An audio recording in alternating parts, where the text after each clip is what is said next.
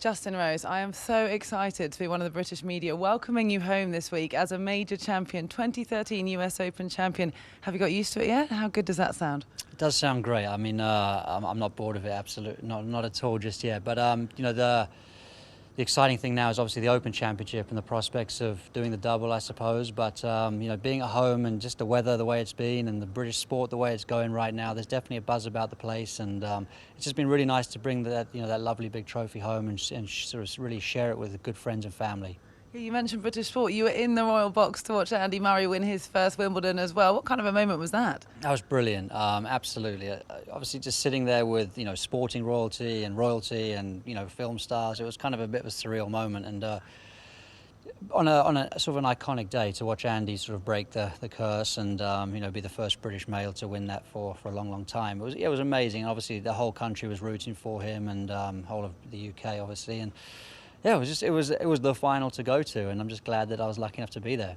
Well, we're going to get on to the Open Championship, but just back on Merion quickly. What was that afternoon like for you, playing that last round alongside Luke Donald, who obviously had been in contention earlier, trying to hold off Phil Mickelson, finishing on 18, still not knowing yet, watching in the cabin, and eventually you knew? What was the immediate emotion as soon as you found out that it was yours?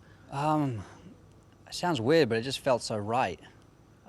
That's one of the things that struck me. It just felt kind of like, this feels right. I feel like it was, I don't know, maybe because I've been dreaming about it since I was a kid, but suddenly it happened, and there is the slight sort of disbelief that it's happened, but at the same time, I was just like, I felt really, really calm right in the aftermath of winning, and I was hoping that that's a good thing, that I can obviously go on from there and feel comfortable in the role and continue to play some good golf. But I was sort of surprised at how calm I felt and how much it felt natural to me.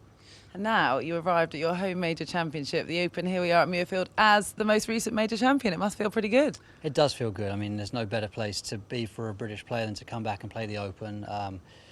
There's just a walk down 18 at an Open Championship's unique. The crowd here are unique. The sound of a roar here, sound of a birdie. It all is just very unique to this tournament. So it's an event that all the British lads look forward to more than any other, I would say. And being able to play it under blue skies is a rarity. The last few years I feel have been sort of a little hit and miss. So it's going to be a really good week to see people out there eating ice creams and some of those sort of images that I've grown up with watching Open Championships. I know, who would have thought that in Scotland? But you've just faced a few questions in the press conference about having a few weeks off. Are you ready? Are you too rested? But actually, do you think you're ready now to get in contention again come Sunday? And what would it take to win here at Muirfield?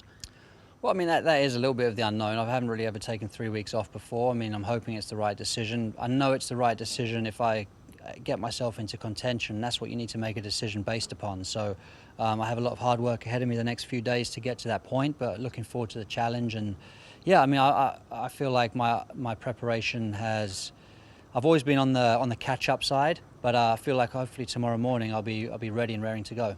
And what's your game plan out there? It's an interesting course. It's so dry, as we know. The ball is rolling miles. But drivers off the tee, how many are you going to take, if any at all? Well, I did most of my preparation with sort of an easterly breeze, and now it's back to the westerly, which is more the prevailing. So even the par fives that are downwind, you don't have to really hit driver. Your 3-wood's going sort of 300 plus, and then you're hitting a long iron chasing up onto the green. So it's basically probably 1, 2, maybe 3 drivers. So it's a lot like Merion in that respect, that you're hitting a lot of 2 irons, 3 irons, 4 irons off the tee, and just trying to avoid the bunkers. If you're hitting the bunker here, you're more than likely to make bogey. So avoid those and try and making pars is good here. It's very hard to get the ball close to the hole. Hopefully take advantage of the par fives and try and keep as clean a sheet on the par threes as you can. That should be a pretty good recipe. And just before I let you go, I've just heard you've been playing a few holes with Sir Nick Faldo this morning. First of all, was he wearing his Union Jack? He was wearing the Union Jack, yes he was. Looking dashing this morning. He says he's worn it to a couple rock concerts, but not on the golf course before, which I thought was pretty interesting. But yeah, he's playing well actually, hit the ball well. He was quite proud of himself. He outdrove Henrik Stenson with the 3-wood today, and was feeling all big and buff about it. So yeah, his game looks sharp. I know, who would have thought Ian Poulter would be dressing Nick Faldo? But anyway, it's an absolute pleasure to talk to you. Best of luck this week at Muirfield, and I hope it can be 2 in a row. Yeah, hope so. Thanks, Cara. Thanks, Cheers. Justin.